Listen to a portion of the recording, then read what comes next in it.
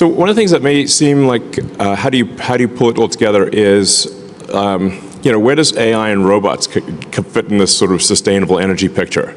Like, is that just like some weird side project or what? But it's because what we're really aiming for here is maybe a better way to think of it rather than sustainable energy is sustainable abundance for all. So if you think about like what is the future that would, what's the most exciting future that you could possibly imagine? Like what does that future look like? It's worth thinking about that. Just imagine a future. What does that amazing future look like? How about a future where you can have any good or service you want at will? A future of abundance for all, where really anyone can have anything. It sounds impossible. It sounds like surely such a thing cannot be the case. But what I'm here to tell you is that that will indeed be the case. That the future we're headed for is one where you can literally just have anything you want. Like, if there's a good or service you want, you'll be able to have it, and ultimately everyone in the world will be able to have anything they want. What's key to that is robotics and AI. So once you have self-driving cars and you have autonomous humanoid robots, where everyone can have their own personal C-3PO and R2-D2, but even better than that, that's Optimus.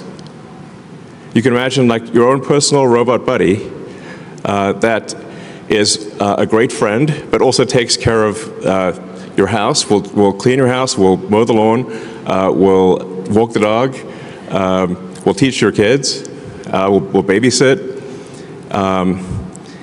and we'll also enable the production of goods and services basically with no limit. And when you combine that with sustainable energy from the sun and batteries, we can also, at the same time, also maintain a great environment. So that, I think, is the future that we want. A future where nobody's in need. You can have what you want, and we still have nature. We still have, the beautiful parts of nature that we like. I think that's probably the best future. What other future would you want? I think that's like the cool future. And also space travel, let's not forget that. So if you can have basically anything you want and travel to space and go to Mars, and that's about as good as it gets. It's like, that's it. So that's really what we're trying to do, is take the set of actions most likely to lead to a great future for all. So that's what I mean by sustainable abundance. And the combination of things that we're making with Optimus and AI compute will achieve an age of abundance for all. Like actually. So it's going to be pretty great. And Model Y became the best-selling vehicle in the world. FYI, we do make the best,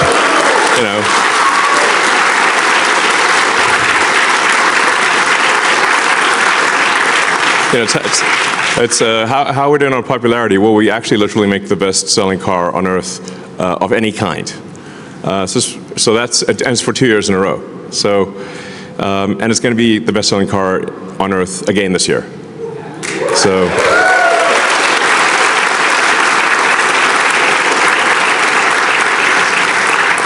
The Cybertruck became the best-selling electric vehicle pickup instantly, because it's awesome. And Tesla was the best-selling electric vehicle in Europe, the fastest-growing brand in South Korea, and we launched in a lot of new markets, including Qatar, Lithuania, Chile, and the Philippines, and we'll be opening in a whole bunch more markets as well. So Teslas will be available worldwide. So overall, it's good. If you read the news, it feels like Armageddon. So it's like I can't walk past the TV without seeing a Tesla on fire. You're like, what's going on? Some people, it's like, listen, I understand if you don't want to buy our product, but you don't have to burn it down. That's a bit unreasonable, Like, like this is psycho. Stop being psycho. Okay. And we launched the new Model Y. Congrats to the team on fast.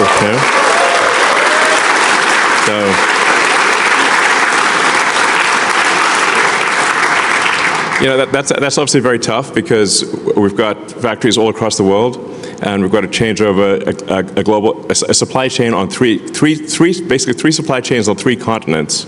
I think you did an amazing job of switching over the world's best-selling car globally in a very short period of time. Well done, guys.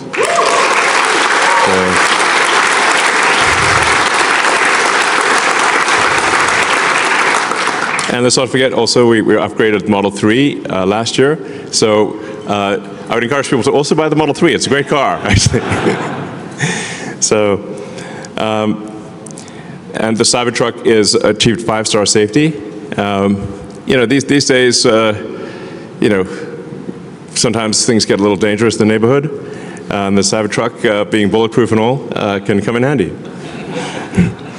But apart from being bulletproof, it's also very safe in a crash.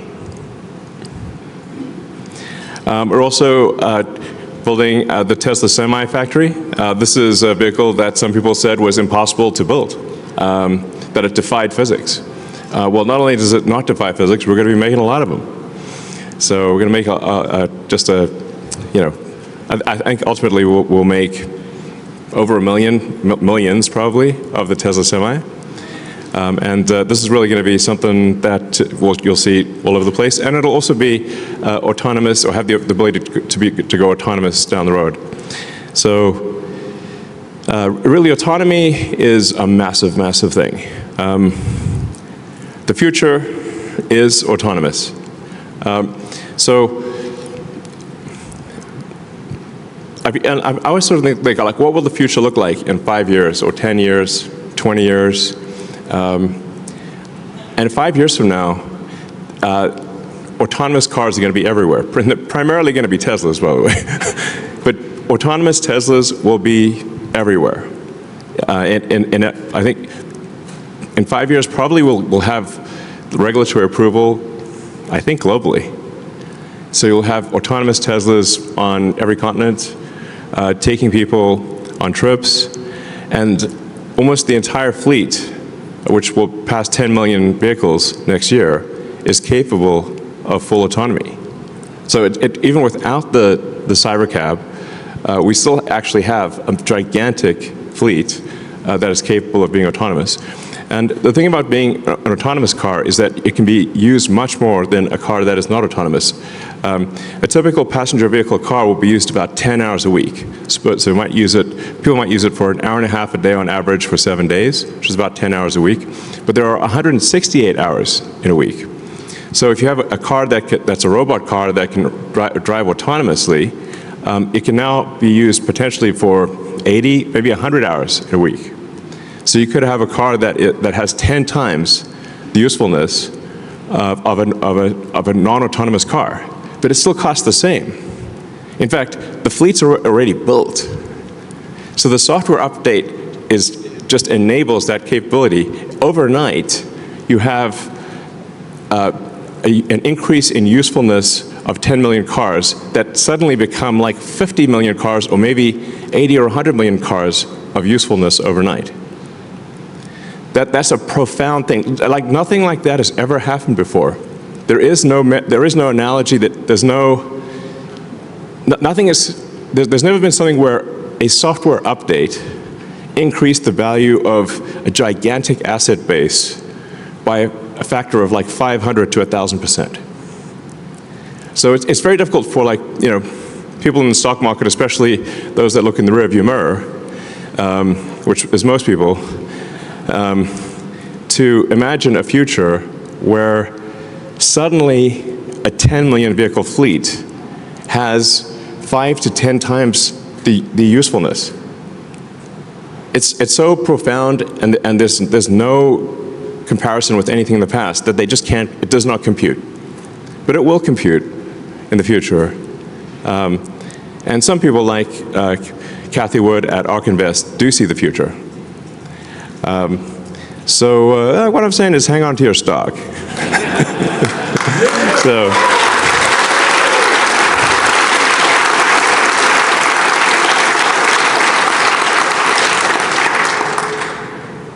So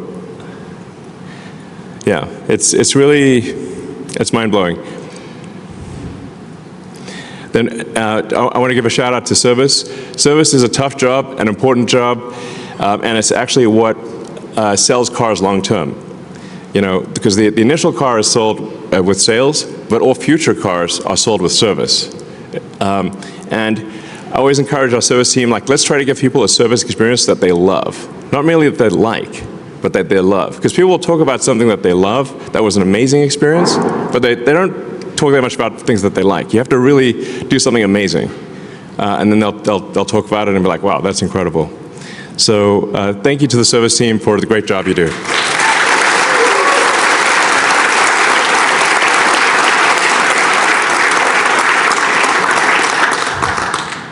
And you can see sort of, I like this sort of light map of superchargers.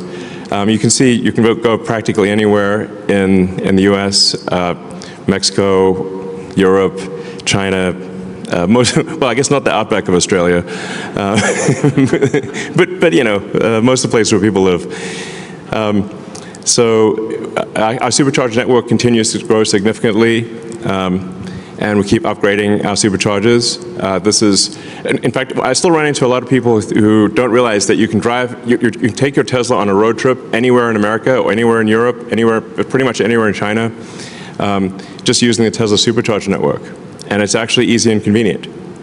So people think that whatever the range of the car is, that's as far as they can go. It's like, no, you can just stop at a supercharger network. The car's battery will last longer than your bladder. I'm pretty confident.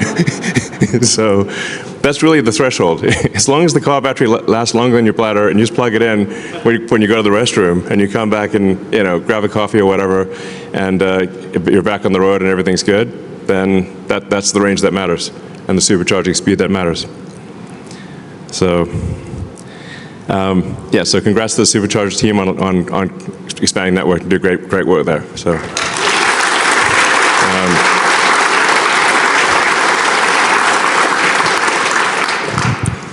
And then, the Megapack and Powerwall team are really knocking it out of the park. The demand for stationary battery storage is gigantic, and I think that is actually only going to increase dramatically over time.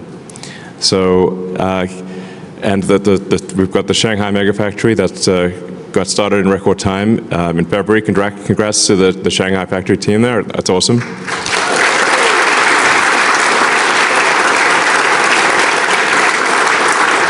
And the Powerwall 3 is, it usually takes about 3 major technology iterations for a product to be great. And the Powerwall 3 really is a fantastic home energy product. And it's something that if you want to ensure that your home has uninterrupted power during a power outage, the Powerwall 3 is the way to go. And if you combine that with solar, you can basically be off-grid, which is pretty cool. But I think just having energy insurance, or energy assurance, such that if the utility goes down, you don't even notice. Like the lights are on in your house, and your neighbors will come to you for help, basically. That's actually what happens when somebody has a Tesla Powerwall and there's a power outage. So that's a great product. And then, yeah, Megapack, especially at the utility scale, is the opportunity there is gigantic because it enables a utility grid to dramatically increase the output of electricity because you can generate electricity at night, and then the Megapack can provide that electricity during the day because normal electricity demand is very uneven. There's a lot of electricity usage during the day, but limited at night. So Megapack actually has the potential to increase the output of an existing electricity grid by more than double. So you can actually, without building additional power plants, double the total output of energy in a year. So it's quite a profound thing. Yeah, so Megapack is is also really good at stabilizing the grid. So if there's variations in power in the grid, the Megapack can absorb. If there's a big power spike, and it can absorb and store the power, and then if there's a drop in power, it can fill in the gap. So Megapack is excellent for stabilizing the grid, and obviously it matches very well with wind and solar. In fact, satellites are just solar panels and a battery. That's how all satellites work. And with the Starlink satellite network, there's 7,000 satellites orbiting the Earth, and all they use is solar panels and a battery. And my prediction is, long-term, a majority of power on Earth. In fact, eventually, it might be like 90% or more of all power on Earth will be solar panels with batteries. That's my prediction. My predictions have a pretty good track record. So, yeah. And the power walls can also act as kind of a virtual grid. So if you have thousands of power walls in a neighborhood, they can actually work in concert to stabilize the grid. The V4 supercharger is pretty cool. It enables charging at 500 kilowatts, and the Semi can charge at 1.2 megawatts. So it's smaller and lighter. It's a big improvement overall. And we're rolling this out worldwide. So it will increase charging speeds and yeah, just enable you to get your car charged really fast. So, and then with regard to cell manufacturing, we're at this point, we think we're making the most efficient cell in the world, meaning like the lowest cost per kilowatt hour cell. So, which is really pretty good. Like, there are entire companies that all they do is make lithium-ion battery cells. And for us, that's one of many things that we do. So congratulations to the cell team on making the best cell.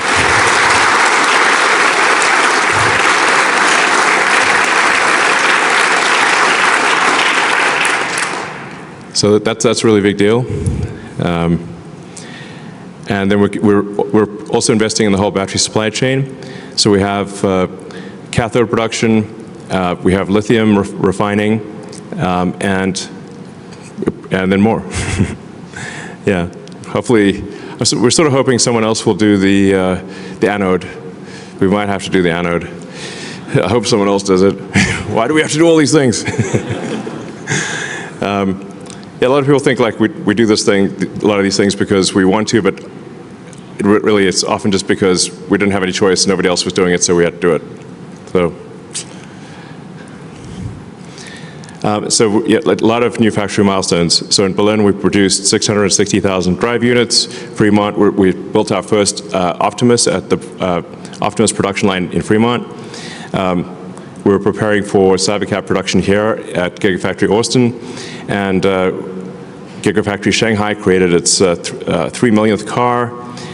We've produced 160,000 NACS adapters at Gigafactory New York, and we've got record battery pack production at Gigafactory Nevada. So congrats to everyone.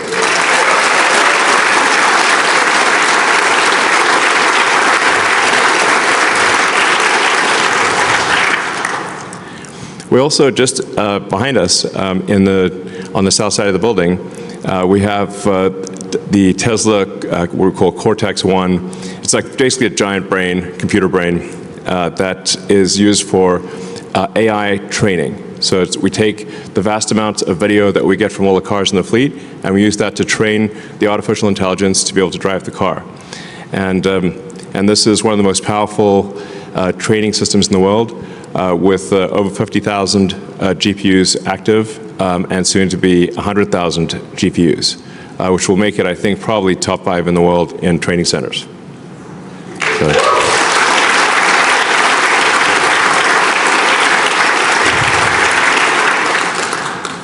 We're also continuing to make progress on our Dojo training supercomputer. So we've got Dojo 1 active now in Gigafactory New York and in Palo Alto, and it is actively working. It's actually taking load on it's doing a meaningful percentage, well, I guess 5% or whatever. But it's still something, 5, maybe approaching 10% of the training load of the self-driving AI is being done by Dojo. And then we've got Dojo 2 that's coming down the line. That'll be probably 10 times better than Dojo 1. And so it's sort of exciting. We're making good progress with Dojo. I'm increasingly optimistic about the future of Dojo. I think we got a real shot here at a breakthrough. So congrats to the Dojo team.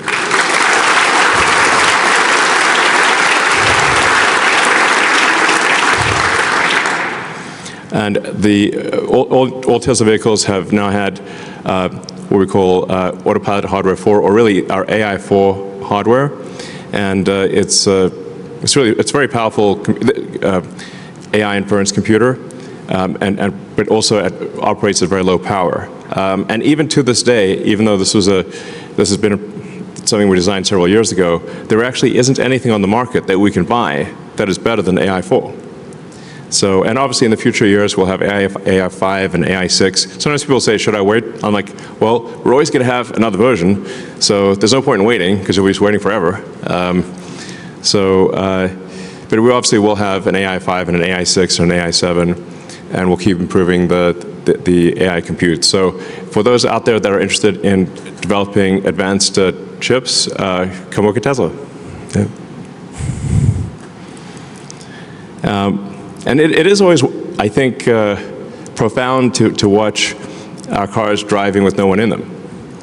And we actually have the cars doing useful work for the first time with no one in them, which I think is really, it's a significant milestone.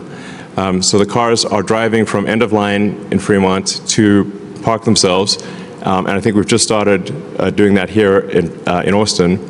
So we'll be, the car literally goes from end of line in Fremont to its destination parking spot, where it gets picked up by a truck for delivery to a customer, and it does that with no one in it. And it's not doing that all day, every day. Like pretty much like it's just a matter of fact thing. Yeah. So let's see. And obviously, for anyone that's using it, you can see the dramatic improvements in full self-driving, where it's getting to the point where interventions are extremely rare, and eventually they'll get to the point where there really is no need to intervene. Like the car is going to be better than human. In fact, maybe it's worth emphasizing that it's not that Tesla full self-driving will be equal to humans in safety. It will be ultimately 10 times safer than a human, because it never gets tired. It doesn't, like humans get tired and sometimes get wasted, and we'll have arguments or change the radio or, text. I know no one in this audience would ever text while driving. That would be crazy. But it does happen. So the reality is that the Tesla full self-driving will be vastly safer than humans. Not just equivalent, it will be actually vastly safer. And it means you can do whatever you want while driving. So even if you don't rent your car out for usage, you can still, it frees up your time. So if, let's say you're driving 10, 12 hours a week or more, it gives you back 10 to 12 hours of your life, which is extremely cool. So, well, Optimus sure has come a long way.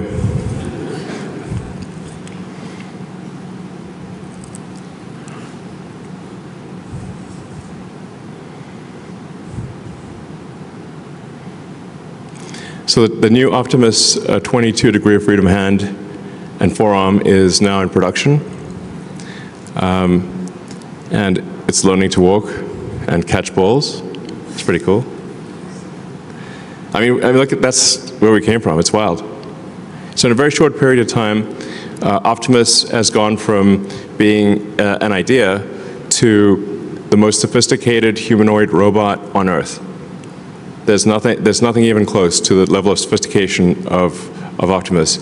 And and Tesla has some important missing ingredients that others don't have, which is our robot has a real brain. It's like the Wizard of Oz, Tin Man. Well, was that a heart or a brain? One of the two.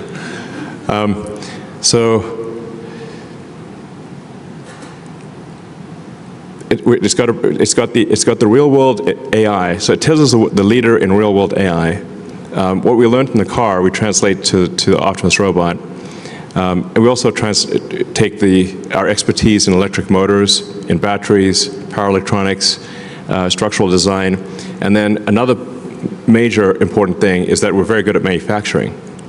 So in order for robots to be useful, they have to be intelligent. They have to be able to do useful things just by asking, and you have to be able to make a large number of them at an affordable price. This is what we can do. We have the only company with all the ingredients for making intelligent humanoid robots at scale is Tesla. This is a super big deal. Like my prediction is that on this front is that Optimus will be the biggest product of all time by far. Nothing will even be close. I think it'll be 10 times bigger than the next biggest product ever made. Like that level. So.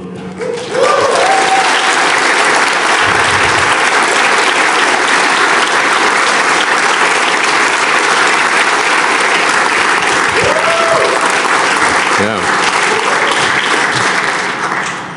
All right, so with that, anybody have any questions?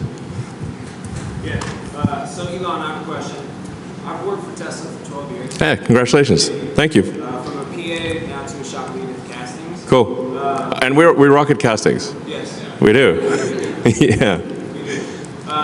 Where do you see, or where would you like our focus in the next couple of years with the operations team? Well, we want to scale up production to new heights. Obviously, with the Cybercab, we're going to be. Cybercab is not just revolutionary car design; it's also a revolutionary manufacturing process. So I guess we probably don't talk about that enough. But if you've seen the design of the Cybercab line, it doesn't look like a normal car manufacturing line. It looks like a really high-speed consumer electronics line. It's, in fact, the line will move so fast that that actually people can't even get close to it. Like that's, I think it'll be able to produce a car ultimately in less than 5 seconds. Like, can you imagine a car coming off the line in less than 5 seconds? That's like, whoa.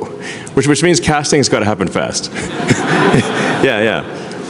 So I mean, we got to jam the liquid metal in, cool it down real fast, and then I guess maybe we need to just get even bigger casting machines. Sure, why not? Down. Yeah, let's 50,000 tons. Because then we can make in a single casting machine we could do 5 at a time or something.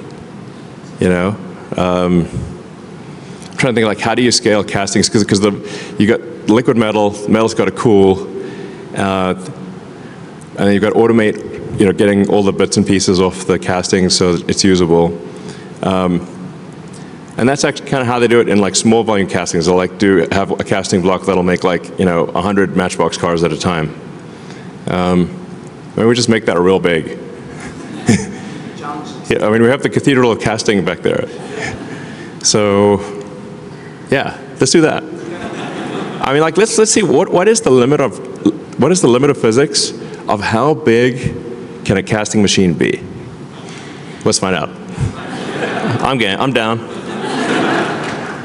Let's have some fun here. Push the limits of technology. All right. Hi, Elon. I've been with Tesla for the last 8 years. Cool. It has been the most exhilarating 8 years of my career, and truly want to thank you for your leadership. I also have two little... Thank you for your contribution. Thank you. Thank you for your leadership. I also have 2 little girls who spend their weekends cruising around in their very awesome Cybertruck. Cool. I'd love to know when we can add Optimus to the family. Oh yeah, it's a good question. So So this year, we hopefully will be able to make about 5,000 Optimus robots. We're aiming for enough parts to make 10,000, maybe 12,000. But since it's a totally new product with totally new, like everything is totally new, I'll say like we're succeeding if we get to half of the 10,000. Now, but even 5,000 robots, that's the size of a Roman legion, FYI, which is like a little scary thought, like a whole legion of robots. I'd be like, whoa, okay. But I think we'll literally build a legion, at least one legion of robots this year, and then probably 10 legions next year. And I don't know, it's kind of a cool unit, units of legion. So probably 50,000-ish next year, and then it's probably ready I'm hopefully ready for Optimus to be used outside of Tesla-controlled environment, or maybe around the middle of next year, second half of next year sometime. So I think that sounds about right. Probably second half of next year is when they'll be available. And then we will offer Optimus robots first to Tesla employees. So you guys get the priority.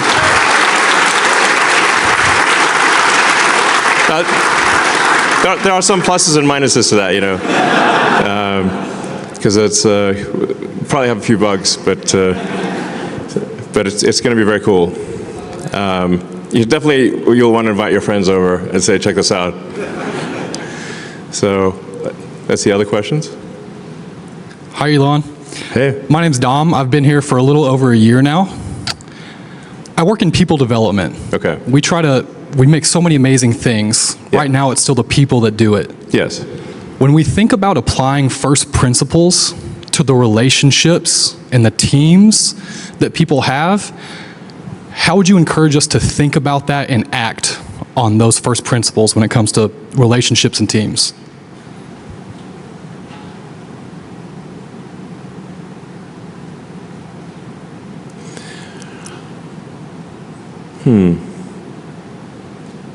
Well, I think there are actually quite a few things I've written over the years that it would be good to compile into like a, I don't know, booklet or something. Because I actually have to be reminded of those things myself. And I'm like, oh, I remember that thing that I thought of after making so many mistakes and trying to make fewer mistakes. So, there's like, for example, at like a 5-step process of like make the requirements less dumb and then try to delete the part and process step, only then optimize, only then speed it up, and only the 5th thing is automate. I have to repeat that to myself many times because I've made the mistake of doing it backwards so many times. I think always operating on the principle that everyone is wrong to some degree, and we should aspire to be less wrong over time, which we will not always succeed in doing.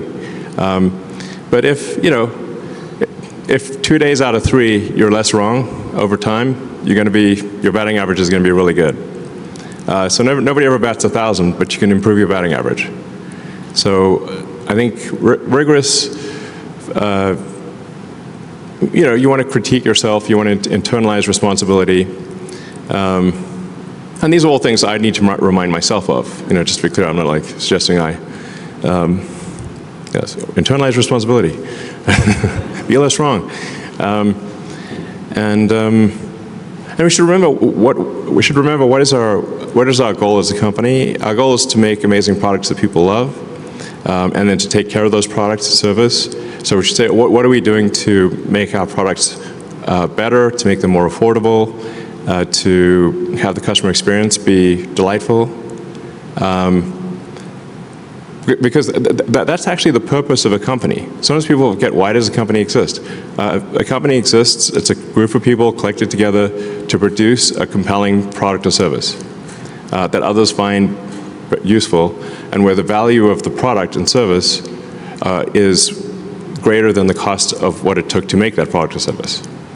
So sometimes, weirdly, profit is like viewed negatively, but really profit is just the the difference in value between the output and the input. It's like, what did it cost you to make it, and what did it cost you, and what are people prepared to pay for it? That's the value that you created. So it's tough actually even to maintain like a 10% profitability, which is to make the output 10% more valuable than the input. That's actually quite hard, especially in the car industry, which is very competitive. So we should just not lose sight of like, why are we here? Oh, we're here to make useful products that people love, you know, and take care of them over time. So then how are we doing in that respect, and how can we do that better? So, sure.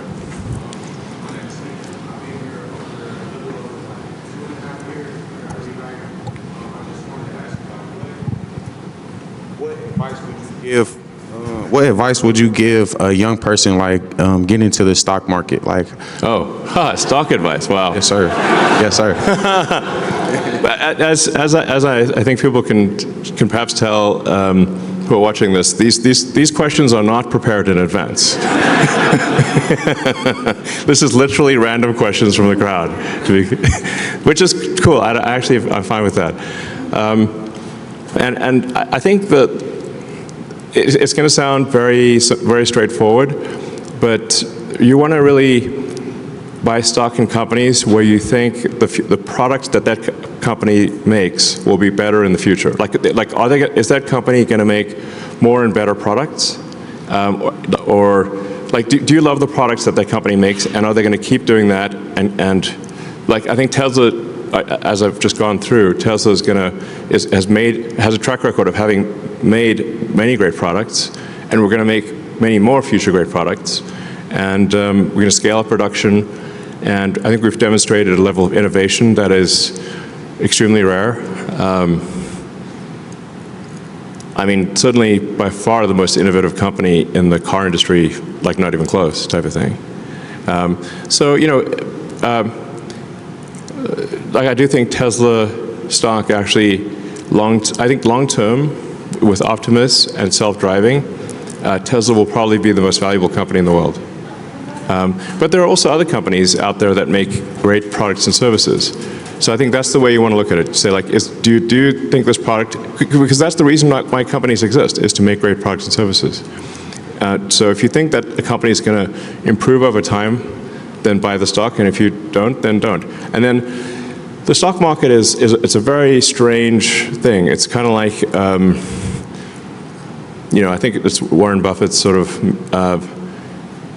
metaphor or analogy is, you know, the stock market's like having someone stand at the edge of your property or your house and yell prices to buy or sell your house every day.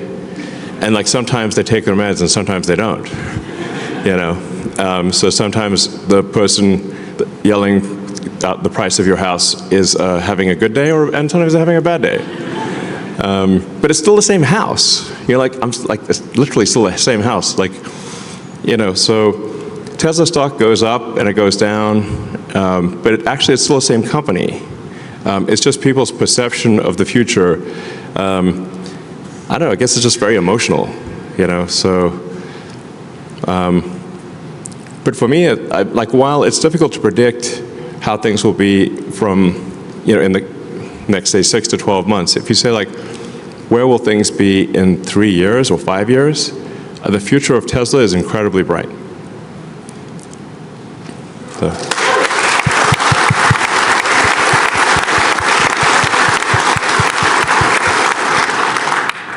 Hello, Eli. Hi. I'm Hi. Yes. My question to you is the robots. You know, you're building them Yes. cars. I like my job.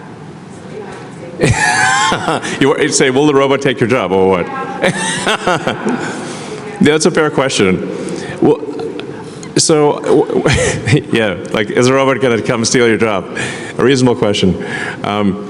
I think what we'll find with the robots is that there'll be a ratio of people to robots. So you'll effectively end up managing a group of robots. So, you know, you'll have like basically, I don't know, your flock or your little group of robots, that you take care of, and you tell them what to do. And I don't know, you'll have a pack of robots, basically. Yeah, you're promoted to manager. One way to think of it. I think the same thing will be true of cars. Like, so for the self-driving cars, is that people that are, say, Uber drivers today or something like that, or taxi drivers today, will end up managing a fleet of cars. And that'll be a much more effective use of their time. Just taking care of like 10, 20 cars or however many they can take care of. So, yeah. Hello, my name is Adrian. You said that your companies are made to make products people love. Yeah. Have you ever thought of airplanes or trains? Yeah, I mean, I'd actually love to make airplanes, especially, but I'm stretched pretty thin. So I have like 17 jobs. At this point, I just go to sleep, work, go to sleep, work, and then do that 7 days a week, pretty much. People say, like, where do you go on vacation? I'm like, what's that? But I guess I like being productive. I like getting things done. So I guess I could choose to be like on an island somewhere, sipping a Mai Tai, with attractive people in bikinis and stuff. Why am I not doing that? What? What a fool I've been.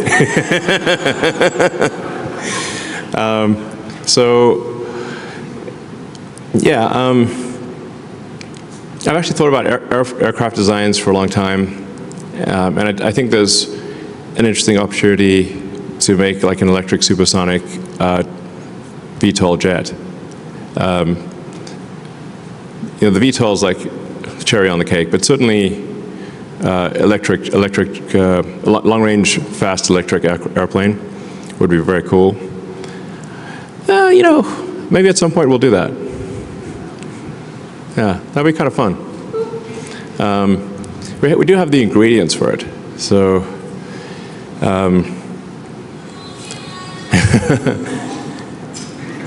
And then there is the potential for, again, we're like thinking like pretty far into the future here, of not a conventional train, but that sort of hyperloop, essentially vacuum tunnels, like tunnels where you draw a vacuum, so there's no air resistance, and you have very high-speed, autonomous electric pods in a vacuum tube, a vacuum tunnel. That would allow you to go from city center to city center much faster than any airplane could possibly go. Because going into an underground vacuum tunnel would it'd be like teleporting to super high altitude, effectively, which no plane could do, and then it could deliver you right to the center of a city. And that, I don't know, maybe that's some future collaboration with the Boring Company and Tesla.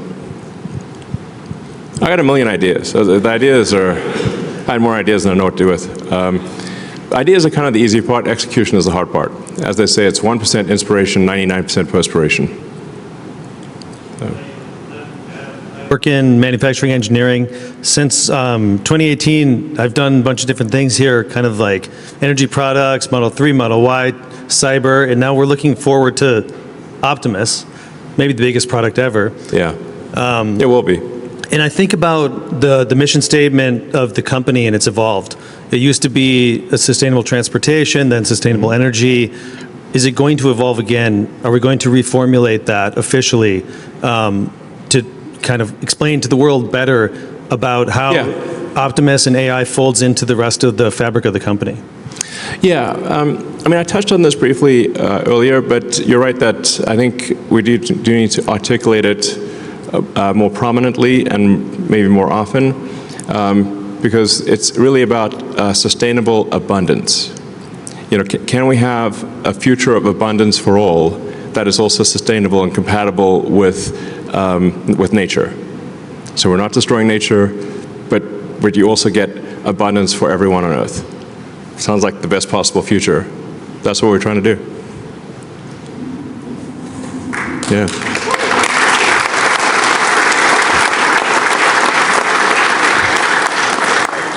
Yes, sir. My name is Aaron Armstrong.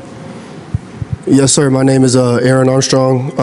It's not every day that you get to be in the presence of somebody that's accumulated so much wealth and success.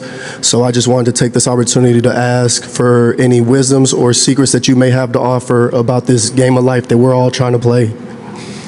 Sure. I mean, I try to say everything that I know. Although, admittedly, sometimes like I posted on X. I guess should I ask the AI to look through all of my X posts and pick out the ones that are really good? Because I try to say any good ideas that I have. I try to post them. Yeah, I think generally it's good to always be curious and to read widely, like. Read a lot of interesting books, especially history. I find history really interesting, and I find like biographies and autobiographies to be also very interesting. I think it's good to read, especially autobiographies, where somebody has done something incredible and they wrote the book themselves or mostly themselves. That'll give you a lot of ideas. And I mean, something that I do is I'll get audiobooks, because I got like so much going on in my mind it's kind of hard to go to sleep, because it's like having a computer browser with like 100 tabs open. That's by the end of the day I got like 100 tabs open. It's like I gotta close this browser, That's my brain. So then I'll listen to an audiobook, and I'll put it on a timer, and it's like 15 minutes. It's like being read a bedtime story by your phone. So podcasts and audiobooks, especially at bedtime, I find are great.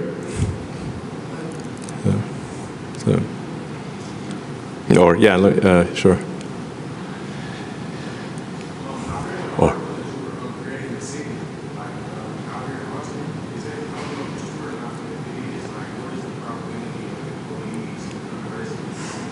Sorry, I can't hear you. Oh, there's a city in South Texas which is Starbase. So it's a city for. The city's maybe makes it sound bigger than it is, but it is.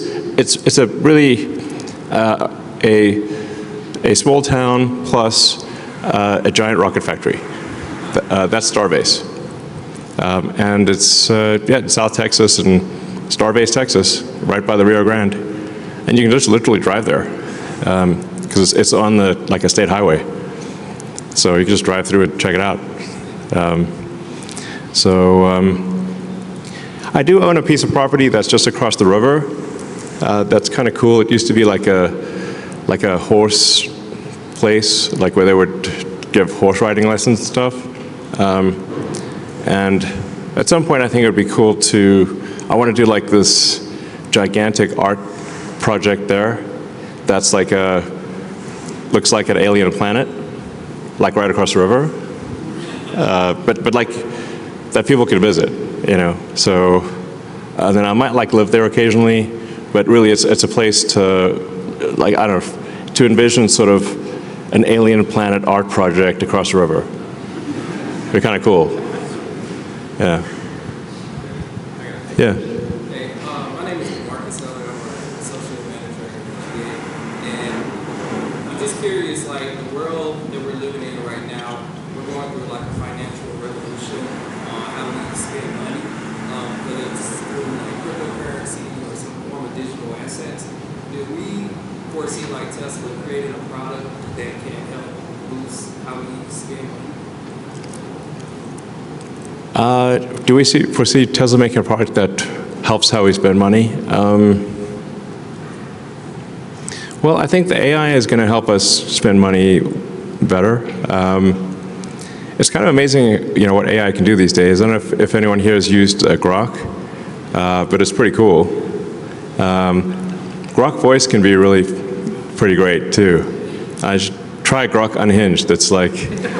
It's guaranteed to be entertaining at a party. I 1,000% promise you, if you try Grok Voice Unhinged at a party, it's going to be a big hit. So, But you can also ask it any questions.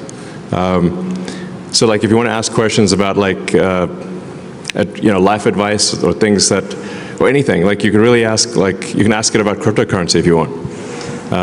You can ask it about medical advice. You can ask any, it's actually, it's very good and it's getting better. So, I think more use of, try using Grok. It's it's really pretty cool. Yeah, sure. Sorry. Hey, Elon. Tomorrow's my third year anniversary, so thank you for that. Cool. But I'm going to ask, what phase of the plan are we in, and how long does it go? So we're in phase 3 of the master plan, since master plan 1 and 2 have been completed. Now, master plan part 3 is a very long master plan because it's basically making all energy on Earth sustainable. And I actually need to supplement it with the sort of abundance for all. Maybe that's master plan 4. I've kind of described master plan 4 essentially, which is like autonomous cars, autonomous humanoid robots. You combine that with like solar and battery storage, and I think the future is going to be incredible. So I'll take a couple more questions and call it a night. Well, I'll ask if you haven't asked a question before, you can ask a question. All right, I'm Moss. Okay. I've been here for almost 3 years. My question is, when will we see some Optimus robots with the production teams? Oh. Well, there are actually some Optimus robots being built in Fremont right now. So we'll, not sure what that was, but but we expect to have an Optimus production line here as well. So there'll be Optimus production starting in the Bay Area, and then we'll have the even bigger Optimus production line here in Austin. Yeah, there's going to be a lot of robots. So, ultimately, I think we'll be making tens of millions of robots a year type of thing. It's like serious volume. Maybe 100 million robots a year. It's wild. Sounds good. We love it. Yeah. All right. Well, last question. Okay.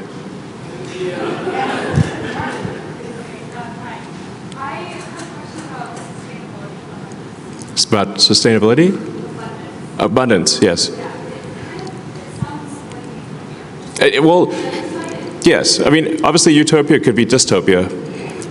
So we have to, like, usually any story about utopia ends up being dystopia. We want to avoid that. But nonetheless, I think if you say, what's the best future you can think of? I think a future of sustainable abundance plus space travel, well, that's pretty great. Yeah.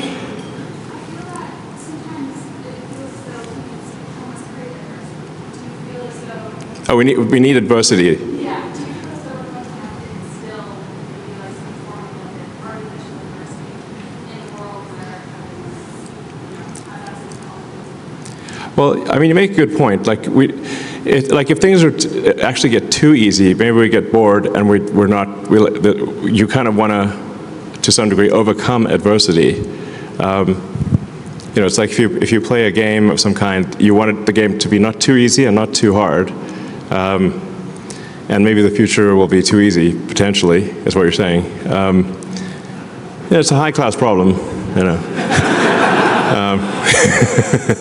But I think we'll still have human-to-human competitions. If you look at, say, athletics or even mind games like chess, although computers can beat any human at chess, chess is actually at an all-time high in popularity. And although cars can go faster than any humans, we still have athletic sports where humans compete against each other. So I think we'll still have human versus human competitiveness. I think long-term we will also have enhancement of humans, or optionally, if somebody wants to enhance, have cybernetic enhancements, like with Neuralink. You know, if you want to go cybernetic and, I don't know, maybe have like super intelligence and be able to see, you know, in different wavelengths, we could absolutely provide superhuman abilities via Neuralink in the future. So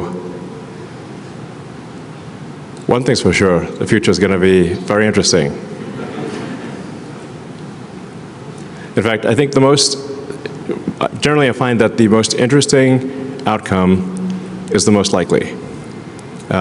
Or said another way, maybe the most entertaining outcome, especially if ironic, is the most likely. It's almost like we're in an alien Netflix series that's trying to have the highest possible ratings. And like, if you think about it, like, that's kind of what happens. You know, which it doesn't mean it's always good. Because to your point, if you wouldn't really want to watch a show where things are great and stay great. I'm like, oh, that's boring. You want to watch a show where there's like a narrative arc where things go up and they go down, they go back up again, and you don't know exactly what's going to happen next. And I think we might be in an alien Netflix series here. So we're just going to keep the ratings up so we don't get canceled. All right, thank you guys.